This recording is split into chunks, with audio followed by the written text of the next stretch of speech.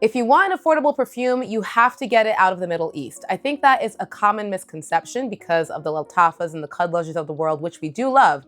But I think a lot of people either overlook or forget that we also have a lot of great US-owned companies that will also offer affordable options. So today I'm going to be sharing 10 different perfumes from about 5 or 6 different brands that you might be interested in looking into more. First up, we have Erba Italiana from Montagne Perfumes. Montagne Perfumes is essentially a dupe house. They do have a couple of original creations, but I think most people would refer to them as a dupe house, and they are based out of New York City. They were founded in 2019, and they source their materials from places like Givaudan and Firmenich, which are the biggest, perfume oil suppliers that a lot of our designer and niche fragrance houses also get their materials from. 100% free from parabens, sulfates, all that jazz, and they position themselves as niche quality at affordable price points. They also have an authorized partner called Montagne Decant, so you can actually sample their perfumes before trying them, which I love because that's usually not available with most, Middle Eastern brands.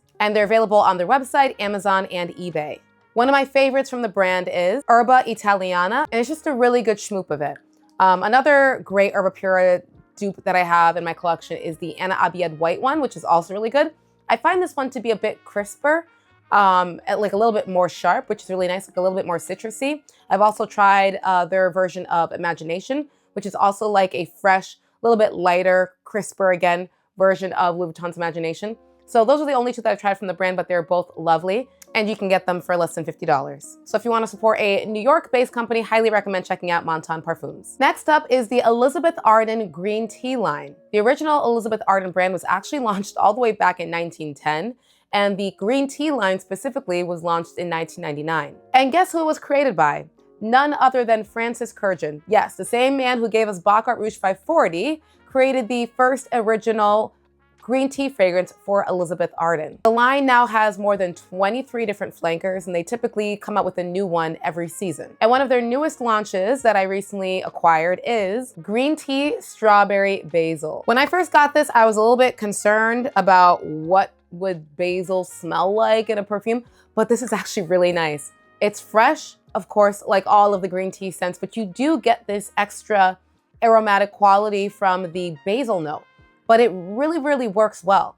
It kind of reminds me of some type of like alcohol-free, maybe like mojito basil scent that is fresh with strawberry muddled inside. I actually really like it. I think it's one of my favorites from the brand that have come out in a while. This is a 100% vegan perfume, and they've also allegedly formulated it with something called Mood Sense, which is said to be a mood uplifting technology. Is that true? I don't know.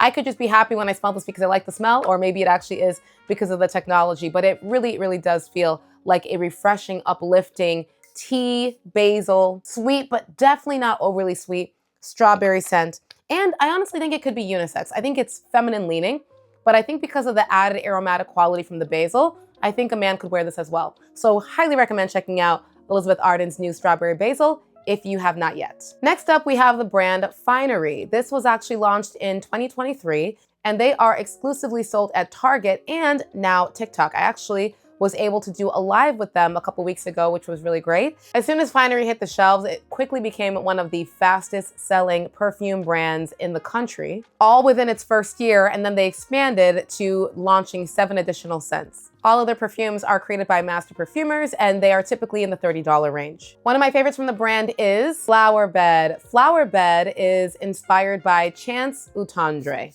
So you get this really gorgeous, fresh floral fragrance that just feels like spring in a bottle. Clean, light, airy, that's the overall vibe. Another one that I absolutely love from the brand that also has pretty good longevity in my opinion is Pistachio Please. Pistachio Please is inspired by Sol de Janeiro's 62 body mist, and it honestly smells almost exactly like it. If you're looking for an Eau de Parfum version of that body mist and you don't want to spend the high price point for the actual perfume, this is a really good option. It's gonna give you that, of course, pistachio, along with caramel, fluffy vanilla, tonka bean. I just feel like it smells like summertime. Like this is the perfect summertime, beachy, fun, delicious, edible, gourmand but somehow still very wearable in warm weather type of scent profile at a much more affordable price point. Next up, we have the well-known brand at this point, Dossier. So Dossier was actually launched in 2019. They're an American brand, but their products are actually made in France. And the founder is Sergio Tosh, who created the brand because he felt like the prices for perfumes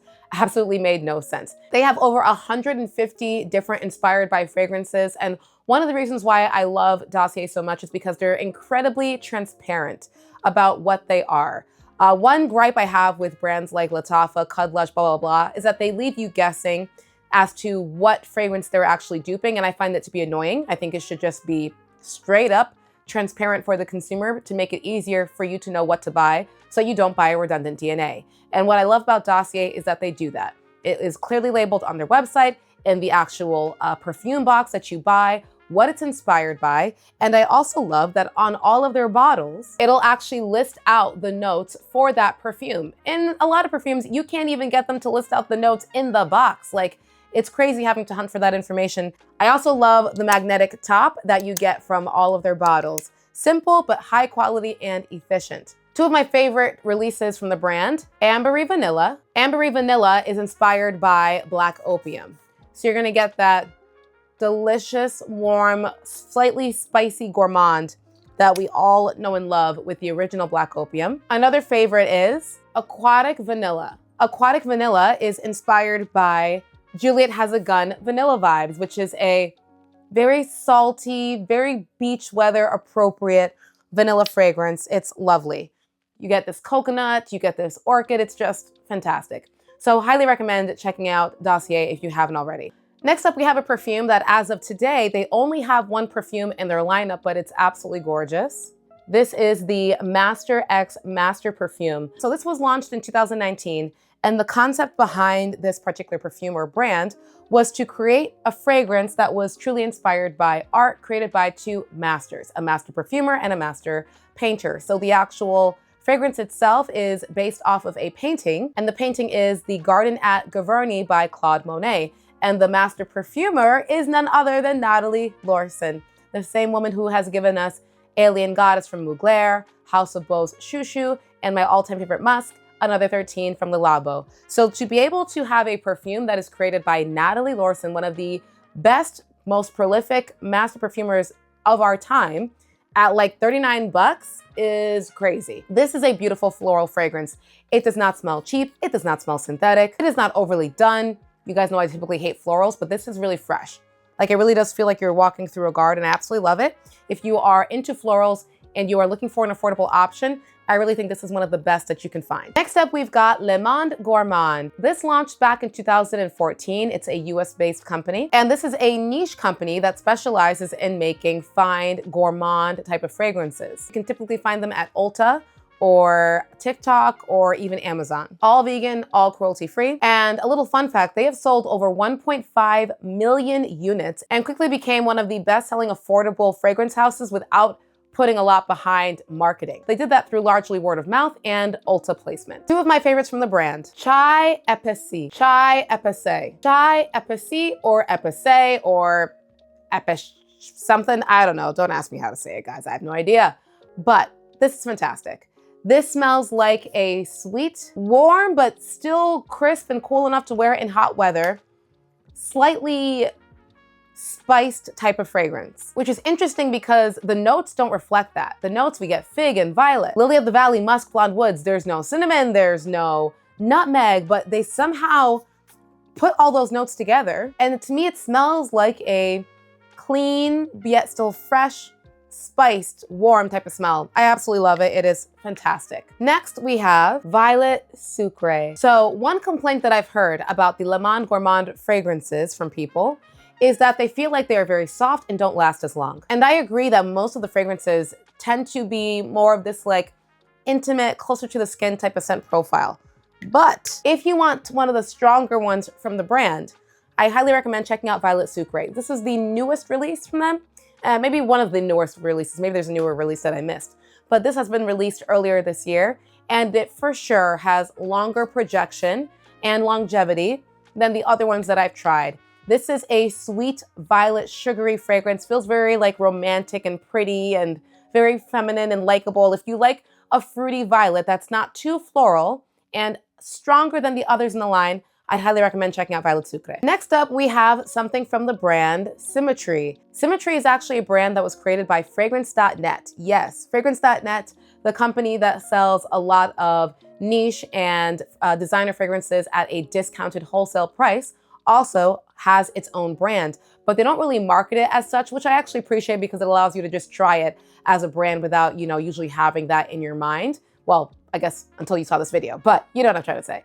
Anyway, I believe the Symmetry line has about 6 different fragrances: Dream, Love, Journey, Inspire, Bliss. I haven't tried all of them, but the one that I have in my collection is Dream. And this is a very, very fresh, spring and summertime appropriate fragrance. It is gorgeous. You know what it reminds me a lot of? I'm not entirely sure if this entire line is all duping something or if it was intentional, but this smells incredibly close to me to Dolce & Gabbana's Light Blue, but I would say lighter on that Sicilian lemon note. The only negative thing that I could say about this fragrance, like most citrus fragrances, I find that the longevity is not anything crazy. I only get about maybe 3 hours or so on my skin.